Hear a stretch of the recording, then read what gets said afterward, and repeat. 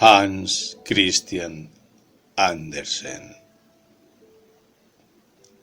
Bajo el sauce. La comarca de Kiolle es ácida y pelada. La ciudad está a orillas del mar, y esto siempre una ventaja, pero es innegable que podría ser más hermosa de lo que es en realidad.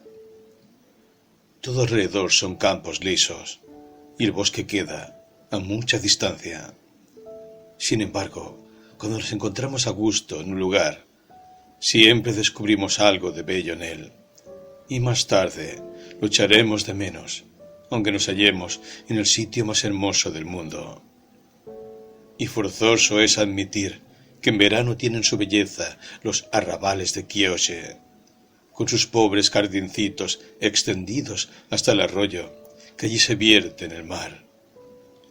Y así lo querían en particular Knut y Juana, hijos de dos familias vecinas, que jugaban juntos y se reunían atravesando a rastras los groselleros. En uno de los jardines crecía un saúco, en el otro un viejo sauce, y debajo de éste gustaban de jugar, sobre todo los niños, y se les permitía hacerlo, a pesar de que el árbol estaba muy cerca del río, y los chiquillos corrían peligro de caer en él. Pero el ojo de Dios vela sobre los pequeñuelos. De no ser así, mal irían las cosas. Por otra parte, los dos eran muy prudentes. El niño tenía tanto miedo al agua que en verano no había modo de llevarlo a la playa, donde tan a gusto chapoteaban los otros rapaces de su edad. Eso lo hacía objeto de la burla general, y él tenía que aguantarla. Un día, la hijita del vecino, Juana, soñó que navegaba en un bote de vela en la bahía de Kiolle y que Knut se dirigía hacia ella, vadeando, hasta que el agua le llegó al cuello y después lo cubrió por entero. Desde el momento en que Knut se enteró de aquel sueño, ya no soportó que lo tachasen de miedoso, aduciendo como prueba al sueño de Juana. Este era su orgullo, mas no por eso se acercaba al mar. Los pobres padres se reunían con frecuencia, y Knut y Juana jugaban en los jardines y en el camino plantado de sauces que discurría a lo largo de los fosos. Bonitos no eran aquellos árboles, pues tenían las copas como podadas, pero no los habían plantado para adorno, sino para utilidad. Más hermoso era el viejo sauce del jardín, a cuyo pie, según ya hemos dicho, jugaban a menudo los dos amiguitos. En la ciudad de Kiolle hay una gran plaza-mercado en la que, durante la feria anual, se instalan verdaderas calles de puestos que venden cintas de seda, calzados y todas las cosas imaginables. Había entonces un gran gentío, y generalmente llovía. Además, apestaba sudor de las chaquetas de los campesinos, aunque olía también a exquisito alajú, del que había toda una tienda abarrotada. Pero lo mejor de todo era que el hombre que lo vendía se alojaba durante la feria en la casa de los padres de Knut y, naturalmente, lo obsequiaba con un pequeño pan de especias, del que participaba también Juana. Pero había algo que casi era más hermoso todavía. El comerciante sabía contar historias de casi todas las cosas, incluso de sus turrones, y una velada explicó una que produjo tal impresión en los niños que jamás pudieron olvidarla. Por eso será conveniente que la oigamos también nosotros, tanto más cuanto que es muy breve. Sobre el mostrador, empezó el hombre, había dos moldes de alajú, uno en figura de un hombre con sombrero y el otro en forma de mujer sin sombrero, pero con una mancha de oropel en la cabeza.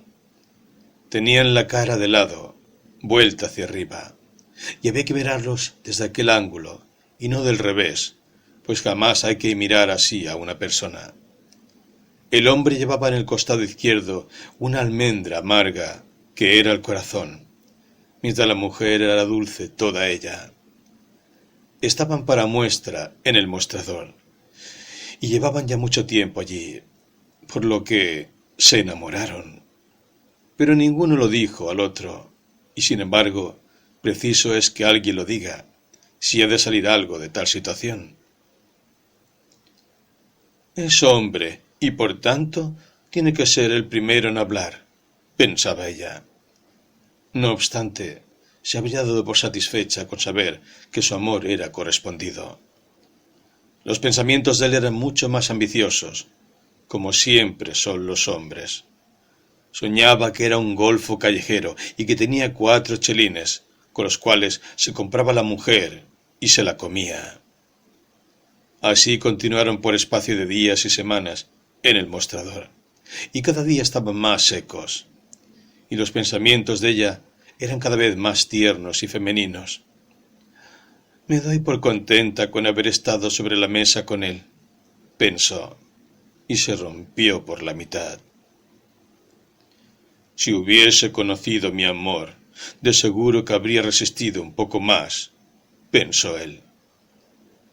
Y esta es la historia, y aquí están los dos, dijo el turronero. Son notables por su vida y por su silencioso amor, que nunca conduce a nada. Vedlos ahí. Y dio a Juana, el hombre, sano y entero, y a Nut, la mujer rota. Pero a los niños les había emocionado tanto el cuento, que no tuvieron ánimos para comerse la enamorada pareja. Al día siguiente se dirigieron con las 2 figuras al cementerio y se detuvieron junto al muro de la iglesia, cubierto, tanto en verano como en invierno, de un rico tapiz de hiedra. Pusieron al sol los pasteles, entre los verdes zarcillos, y contaron a un grupo de otros niños la historia de su amor, mudo e inútil. Y todos la encontraron maravillosa. Y cuando volvieron a mirar a la pareja de Alhajú, un muchacho grandote se había comido ya a la mujer despedazada, y esto por pura maldad. Los niños se echaron a llorar. Y luego, y he de suponer que lo hicieron para que el pobre hombre no quedase solo en el mundo, se lo comieron también. Pero en cuanto a la historia, no la olvidaron nunca. Los 2 chiquillos seguían reuniéndose bajo el sauce o junto al saúco, y la niña cantaba canciones bellísimas con voz argentina. A Nut, en cambio, se le pegaban las notas a la garganta, pero al menos se sabía la letra, y más vale esto que nada. La gente de Quiolle, y entre ella la señora de la quincallería, se detenían a escuchar a Juana. ¡Qué voz más dulce!, decían. Aquellos días fueron tan felices que no podían durar siempre. Las 2 familias vecinas se separaron.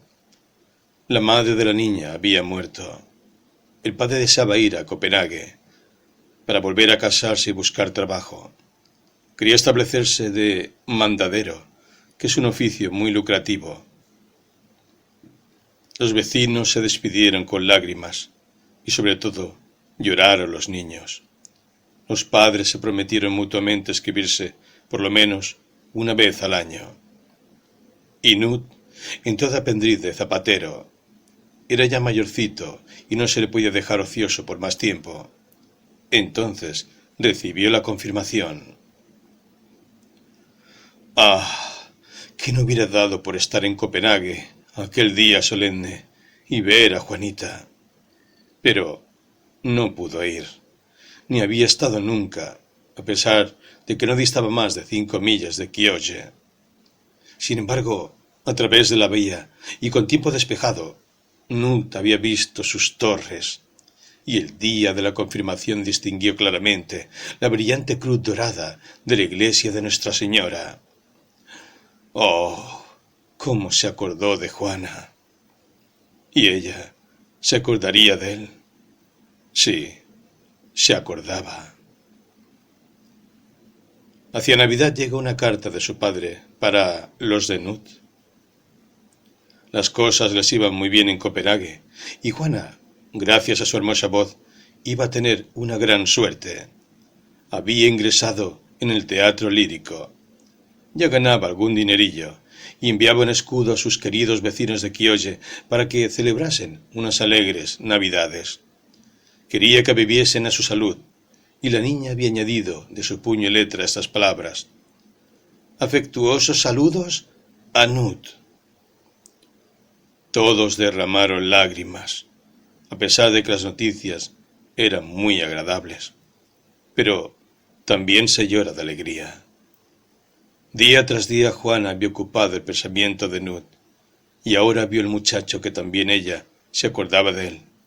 Y cuanto más se acercaba el tiempo en que ascendería a oficial zapatero, más claramente se ha dado cuenta de que estaba enamorado de Juana y de que ésta debía ser su mujer. Y siempre que le venía esta idea, se dibujaba una sonrisa en sus labios y tiraba con mayor fuerza del hilo, mientras tesaba el tirapié. A veces se clavaba la letna en un dedo, pero ¿qué importa? Desde luego que no sería mudo, como los dos moldes de Alahú. La historia había sido una buena lección. Y ascendió a oficial. Se colgó la mochila al hombro, y por primera vez en su vida se dispuso a trasladarse a Copenhague. Ya había encontrado allí un maestro. Qué sorprendida quedaría Juana, y qué contenta. Contaba ahora 16 años, y él 19. Ya en Kiolle se le ocurrió comprarle un anillo de oro, pero luego pensó que seguramente los encontraría mucho más hermosos en Copenhague. Se despidió de sus padres, y un día lluvioso de otoño emprendió el camino de la capital. Las hojas caían de los árboles, y calado hasta los huesos llegó a la gran Copenhague y a la casa de su nuevo patrón. El primer domingo se dispuso a visitar al padre de Juana. Sacó del baúl su vestido de oficial y el nuevo sombrero que se trajera de Kiolle y que también le sentaba. Antes había usado siempre gorra. Encontró la casa que buscaba y subió los muchos peldaños que conducían al piso. Era para dar vértigo la manera como la gente se apilaba en aquella enmarañada ciudad. La vivienda respiraba bienestar, y el padre de Juana lo recibió muy afablemente. A su esposa no la conocía, pero ella le alargó la mano y lo invitó a tomar café. «Juana estará contenta de verte», dijo el padre. «Te has vuelto un gran mozo. Ya la verás. Es una muchacha que me da muchas alegrías, y Dios mediante me dará más aún. Tiene su propia habitación y nos paga por ella». Y el hombre llamó delicadamente a la puerta, como si fuese un forastero, y entraron. ¡Qué hermoso era allí! Seguramente en todo Kiolle no había un aposento semejante. Ni la propia reina lo tendría mejor. Había alfombras. En las ventanas, cortinas que llegaban hasta el suelo, un sillón de terciopelo auténtico, y en derredor, flores y cuadros, además de un espejo en el que uno casi podía meterse, pues era grande como una puerta. Nut lo abarcó todo de una ojeada, y sin embargo solo veía a Juana. Era una moza ya crecida, muy distinta de como la imaginara, solo que mucho más hermosa. En toda Kiolle no se encontraría otra como ella. ¡Qué fina y delicada! La primera mirada que dirigió a Nut fue la de una extraña, pero duró solo un instante. Luego se precipitó hasta él como si quisiera besarle. No lo hizo, pero poco le faltó. Sí, estaba muy contenta de volver a ver al amigo de su niñez. ¿No brillaban lágrimas en sus ojos? Y después empezó a preguntar y a contar, pasando desde los padres de Nut hasta el saúco y el sauce. Madre saúco y padre sauce, como los llamaba, cual si fuesen personas. pero bien podían pasar por tales, si lo habían sido los pasteles de Alhajú. De estos habló también, y de su mudo amor, cuando estaban en el mostrador y se partieron. Y la muchacha se ría con toda el alma, mientras la sangre fluía a las mejillas de Nud, y su corazón palpitaba con violencia desusada. No se había vuelto orgullosa, y ella fue también la causante. Bien se fijó Nud de que sus padres lo invitasen a pasar la velada con ellos. Sirvió el té y le ofreció con su propia mano una taza. Luego cogió un libro y se puso a leer en voz alta. Y al muchacho le pareció que lo que leía trataba de su amor. Hasta tal punto concordaba con sus pensamientos. Luego cantó una sencilla canción, pero cantada por ella se convirtió en toda una historia. Era como si su corazón se desbordase en ella. Sí, indudablemente quería a Nud. Las lágrimas rodaron por las mejillas del muchacho, sin poder él impedirlo, y no pudo sacar una sola palabra de su boca. Se acusaba de tonto a sí mismo, pero ella le estrechó la mano y le dijo: «Tienes un buen corazón, Nud. Sé siempre como ahora». Fue una velada inolvidable. Son ocasiones después de las cuales no es posible dormir, y Nud se pasó la noche despierto. Al despedirlo el padre de Juana le había dicho: «Ahora no nos olvidarás. Espero que no pasara el invierno sin que vuelvas a visitarnos». Por ello, bien podía repetir la visita el próximo domingo, y tal fue su intención. Pero cada velada, terminado el trabajo, y eso que trabajaba hasta entrada la noche, Nud salía y se iba hasta la calle donde vivía Juana. Levantaba los ojos a su ventana, casi siempre iluminada, y una noche vio incluso la sombra de su rostro en la cortina. Fue una noche maravillosa. A la señora del zapatero no le parecían bien tantas salidas vespertinas, y meneaba la cabeza dubitativamente, pero el patrón se sonría. «Es joven», decía. «El domingo nos veremos, y le diré que es la reina de todos mis pensamientos, y que ha de ser mi esposa. Solo soy un pobre oficial zapatero, pero puedo llegar a maestro. Trabajaré y me esforzaré. Sí, se lo voy a decir. A nada conduce el amor mudo, lo sé por aquellos alajús». Y llegó el domingo, y Nud se fue a casa de Juana. Pero, qué pena. Estaban invitados a otra casa, y tuvieron que decirlo al mozo. Juana le estrechó la mano y le preguntó: «¿Has estado en el teatro? Pues tienes que ir. Yo canto el miércoles, y si tienes tiempo te enviaré una entrada. Mi padre sabe la dirección de tu amo». Qué atención más cariñosa de su parte. Y el miércoles llegó, efectivamente, un sobre cerrado que contenía la entrada, pero sin ninguna palabra. Y aquella noche Nud fue, por primera vez en su vida, al teatro. ¿Qué vio? Pues sí, vio a Juana, tan hermosa y encantadora.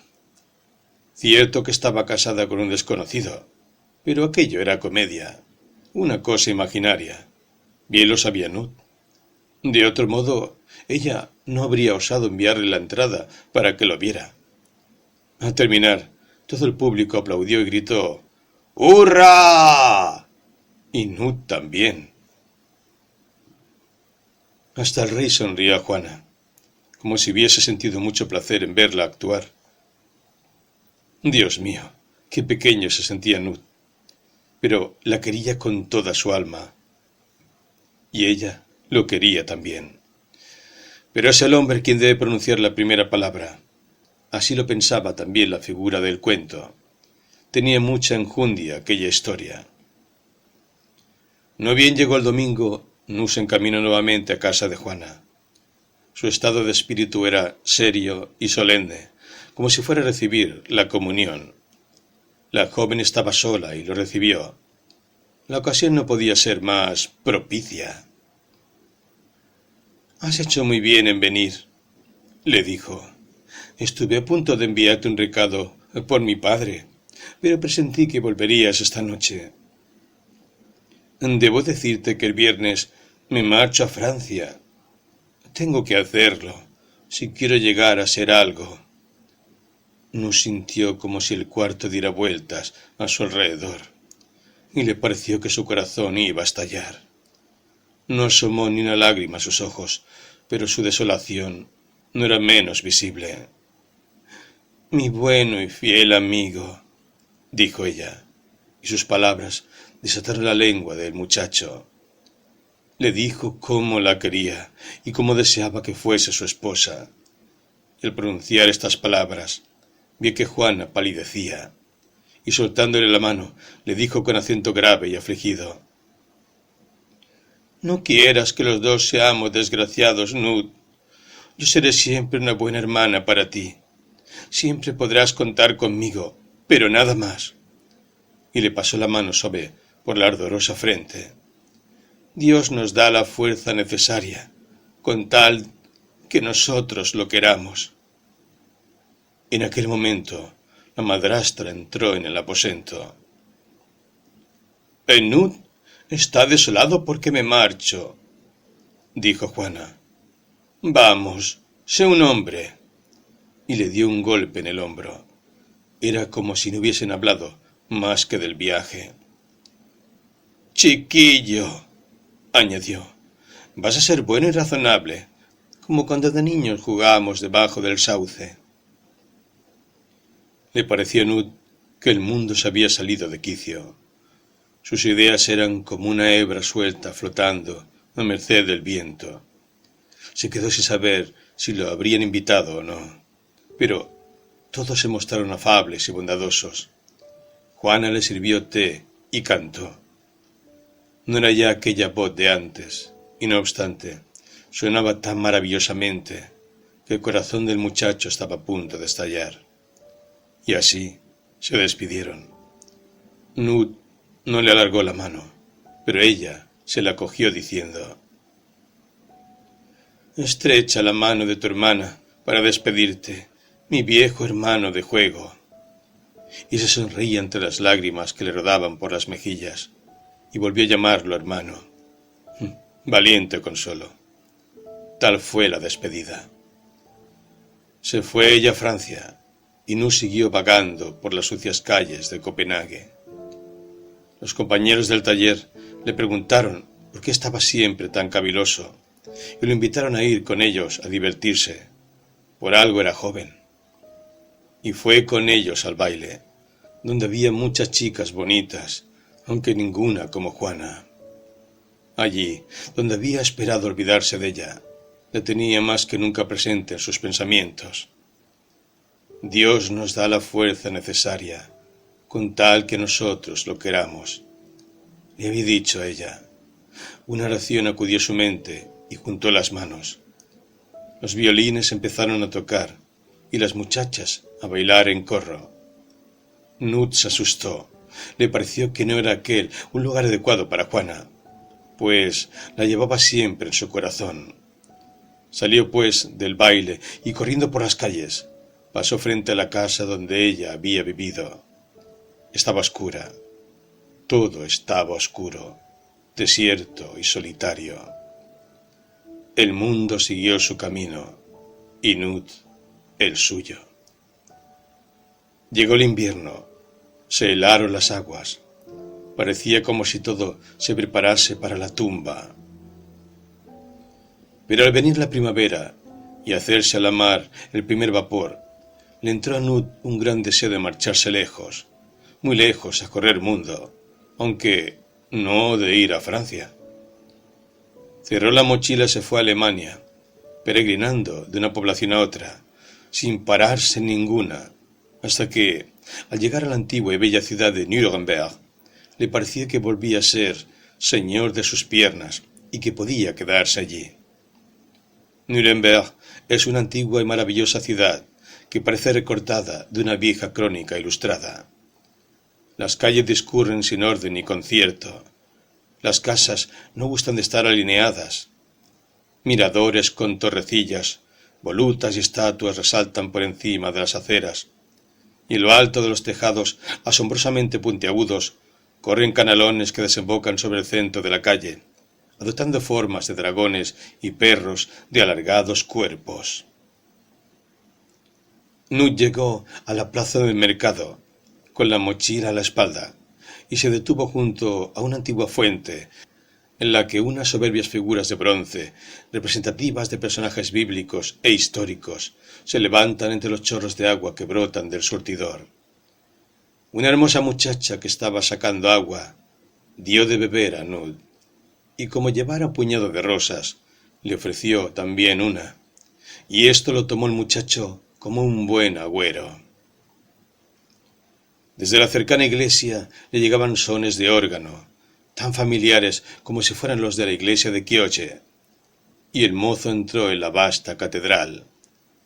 El sol, a través de los cristales policromados, brillaba por entre las altas y esbeltas columnas. Un gran fervor llenó sus pensamientos y sintió en el alma una íntima paz. Buscó y encontró en Nuremberg un buen maestro. Se quedó en su casa y aprendió la lengua. Los antiguos fosos que rodean la ciudad han sido convertidos en huertecitos, pero las altas murallas continúan en pie con sus pesadas torres. El cordelero trenza sus cuerdas en el corredor construido de vigas que, a lo largo del muro, conduce a la ciudad, y allí, brotando de grietas y hendeduras, crece el saúco, extendiendo sus ramas por encima de las bajas casitas, en una de las cuales residía el maestro para quien trabajaba Nut.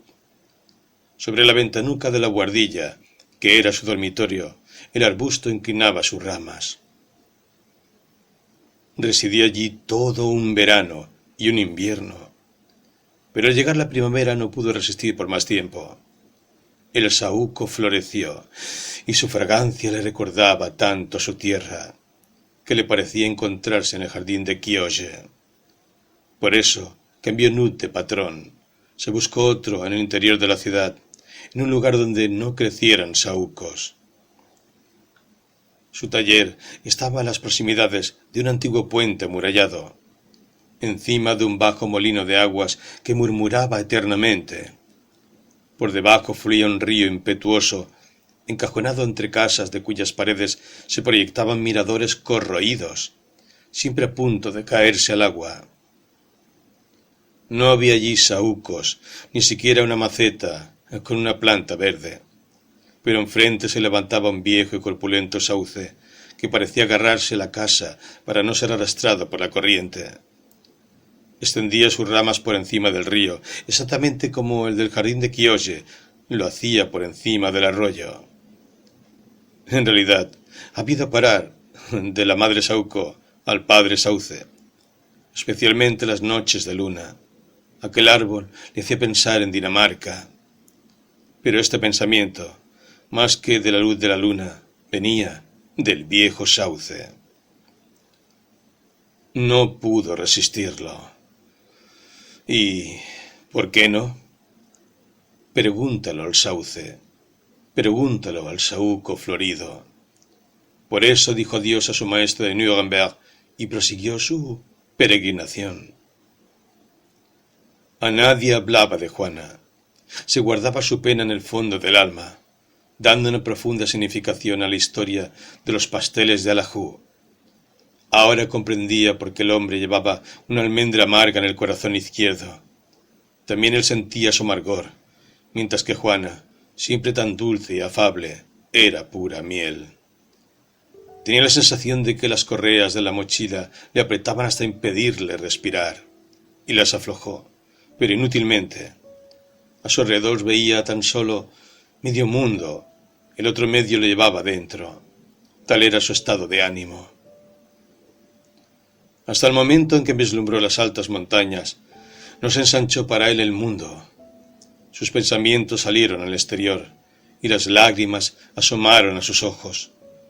Los Alpes se le aparecían como las alas plegadas de la tierra, y como si aquellas alas se abrieran, con sus cuadros maravillosos de negros bosques, impetuosas aguas, nubes y masas de nieve.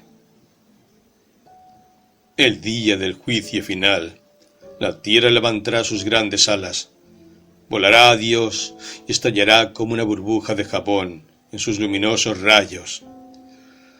Ah, si fuera el día del juicio, suspiró. Siguió errando por el país, que se le parecía como un vergel cubierto de césped. Desde los balcones de madera lo saludaban con amables signos de cabeza las muchachas en cajeras.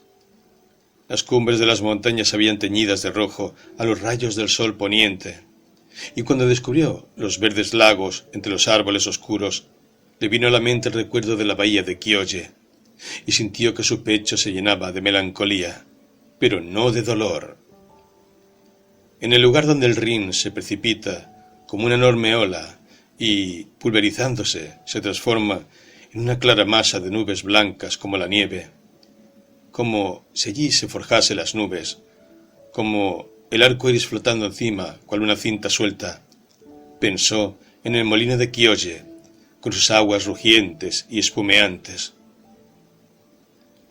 Gustoso se habría quedado en la apacible ciudad de Rin, pero crecían en ella demasiados saúcos y sauces, por lo que prosiguió su camino, cruzando las poderosas y abruptas montañas, a través de desplomadas paredes de rocas y de senderos que, cual nidos de golondrinas, se pegaban a las laderas. Las aguas mugían en las hondonadas, las nubes se cernían sobre su cabeza. Por entre cardos, rododendros y nieve fue avanzando al calor del sol estival, hasta que dijo adiós a las tierras septentrionales y entró en una región de castaños, viñedos y maizales. Las montañas eran un muro entre él y todos sus recuerdos, y así convenía que fuese. Se desplegaba ante él una ciudad grande y magnífica, llamada Milán, y en ella encontró un maestro alemán que le ofreció trabajo. Era el taller de un matrimonio ya entrado en años, gente honrada a carta cabal. El zapatero y su mujer tomaron afecto a aquel mozo apacible, de pocas palabras, pero muy trabajador, piadoso y buen cristiano. También a él le parecía que Dios le había quitado la pesada carga que oprimía su corazón. Su mayor alegría era ir de vez en cuando a la grandiosa catedral de mármol, que le parecía construida con la nieve de su patria, toda ella tallada en estatuas, torres puntiagudas y abiertos y adornados pórticos. Desde cada ángulo de cada espira, de cada arco le sonreían las blancas esculturas. Encima tenía el cielo azul, debajo la ciudad y la anchurosa y verdeante llanura lombarda, mientras al norte se desplegaba el telón de las altas montañas nevadas. Entonces pensaba la iglesia de Kiolle, con sus paredes rojas, revestidas de hiedra, pero no la echaba de menos. Quería que lo enterrasen allí, detrás de las montañas. Llevaba un año allí, y habían transcurrido 3 desde que abandonara su patria, cuando un día su patrón lo llevó a la ciudad, pero no al circo a ver los caballistas, sino a la ópera, la gran ópera, cuyo salón era digno de verse. Colgaban allí 7 hileras de cortinas de seda, y desde el suelo hasta el techo, a una altura que daba vértigo, se veían elegantísimas damas con ramos de flores en las manos, como disponiéndose a ir al baile, mientras los caballeros vestían de etiqueta, muchos de ellos con el pecho cubierto de oro y plata. La claridad competía con la del sol más espléndido, y la música resonaba fuerte y magnífica, mucho más que en el teatro de Copenhague.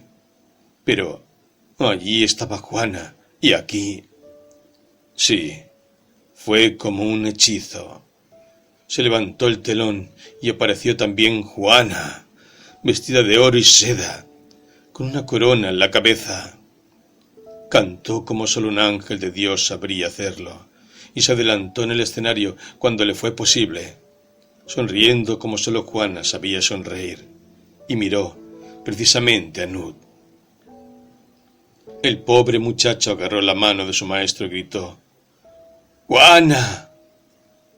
Mas nadie lo oyó sino él, pues la música ahogó su voz.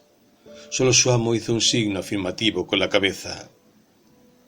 Sí, en efecto, se llama Juana. Y, sacando un periódico, le mostró su nombre escrito en él. No era un sueño. Y todo el público la aclamaba, y le arrojaba flores y coronas, y cada vez que se retiraba volvía a aplaudir, llamándola a la escena. Salió una infinidad de veces. En la calle, la gente se agrupó alrededor de su coche, y Nu se encontró en primera fila, loco de felicidad. Y cuando, junto con todo el gentío, se detuvo frente a su casa, magníficamente iluminada, se halló él a la portezuela del carruaje. Se apeó Juana. La luz le dio en pleno rostro, y ella, sonriente y emocionada, dio las gracias por aquel homenaje. Nud la miró a la cara, y ella miró a su vez a la del joven, mas no lo reconoció. Un caballero que lucía una condecoración en el pecho le ofreció el brazo. Estaban prometidos, dijo la gente. Luego, Nud se fue a su casa y se sujetó la mochila a la espalda. Quería volver a su tierra. Necesitaba volver a ella. El saúco, el sauce. ¡Ay! Bajo aquel sauce, en una hora puede recorrerse toda una vida humana. Le instaron a que se quedase, mas ninguna palabra lo pudo retener. Le dijeron que se acercaba el invierno, que las montañas estaban ya nevadas, pero él podía seguir el rastro de la diligencia que avanzaba despacio, y así le abriría camino. La mochila a la espalda y apoyado en su bastón. Y tomó el camino de las montañas, cuesta arriba y cuesta abajo. Estaba cansado y no había visto aún ni un pueblo ni una casa. Marchaba hacia el norte, fulguraban las estrellas en el cielo, le vacilaban las piernas y la cabeza le daba vueltas. En el fondo del valle centellaban también estrellas, como si el cielo se extendiera no solo en las alturas, sino bajo sus pies. Se sentía enfermo. Aquellos astros del fondo se volvían cada vez más claros y luminosos, y se movían de uno a otro lado. Era una pequeña ciudad, en la que brillaban las luces, y cuando él se dio cuenta de lo que se trataba, hizo un último esfuerzo y pudo llegar hasta una mísera posada. Permaneció en ella una noche y un día entero, pues su cuerpo necesitaba descanso y cuidados. En el valle deshelaba y llovía. A la mañana se presentó un organillero que tocó una melodía de Dinamarca, y Nud ya no pudo resistir por más tiempo.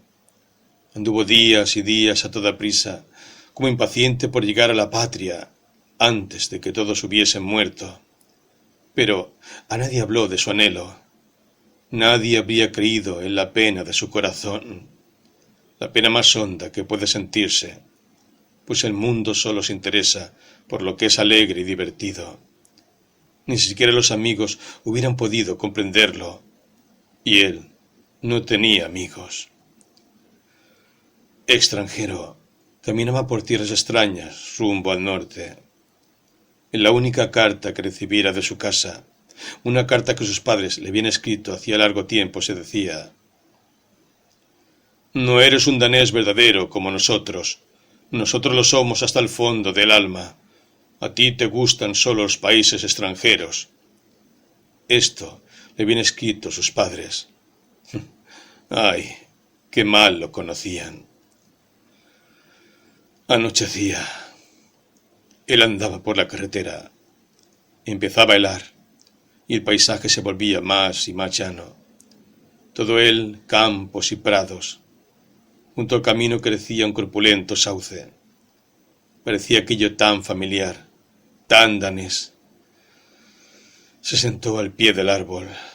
Estaba fatigado. La cabeza se le caía y los ojos se le cerraban. Pero él seguía dándose cuenta de que el sauce inclinaba las ramas hacia él. El árbol se le aparecía como un hombre viejo y fornido. Era el padre sauce en persona, que lo cogía en brazos y lo levantaba, a él, al hijo rendido, y lo llevaba a la tierra danesa, a la abierta playa luminosa, a Kiolle, al jardín de su infancia. Sí, era el mismo sauce de Kiolle que se había lanzado al mundo en su busca, y ahora lo había encontrado y conducido al jardincito junto al riachuelo, donde se hallaba Juana en todo su esplendor. La corona de oro en la cabeza, tal y como la viera la última vez, y le decía: «¡Bienvenido!». Y aquí, que vio delante de él a dos extrañas figuras, solo que mucho más humanas que las que recordaba de su niñez. También ellas habían cambiado. Eran los dos moldes de Allahu, el hombre y la mujer, que lo miraban de frente y tenían muy buen aspecto. «Gracias», le dijeron a la vez. «Tú nos has desatado la lengua, nos has enseñado que hay que expresar francamente los pensamientos. De otro modo nada se consigue. Y ahora nosotros hemos logrado algo. Estamos prometidos». Y se echaron a andar cogidos de la mano por las calles de Kiolle. Incluso visto de espalda, estaban muy contentos. No había nada que reprocharles. Y se encaminaron directamente a la iglesia, seguidos por Nut y Juana, cogidos a sí mismo de la mano. Y la iglesia parecía como antes, con sus paredes rojas cubiertas de espléndida hiedra, y la gran puerta de doble batiente abierta. Resonaba el órgano, mientras los hombres y mujeres avanzaban por la nieve. «Primero los señores», decían, y los novios de Allahu dejaron paso a Nut y Juana, los cuales fueron a arrodillarse ante el altar. Ella inclinó la cabeza contra el rostro de él, y lágrimas glaciales manaron de sus ojos. Era el hielo que rodeaba su corazón, fundido por su gran amor. Las lágrimas rodaban por las mejillas ardorosas del muchacho, y entonces despertó, y se encontró sentado al pie del viejo sauce de una tierra extraña, al anochecer de un día invernal. Una fuerte granizada que caía de las nubes le azotaba el rostro. «Ha sido la hora más hermosa de mi vida», dijo, «y ha sido solo un sueño. Dios mío, deja que vuelva a soñar». Y cerrando los ojos, se quedó dormido, soñando. Hacia la madrugada empezó a nevar, y el viento arrastraba la nieve por encima del dormido muchacho. Pasaron varias personas que se dirigían a la iglesia, y encontraron al oficial artesano, muerto, helado, bajo el sauce.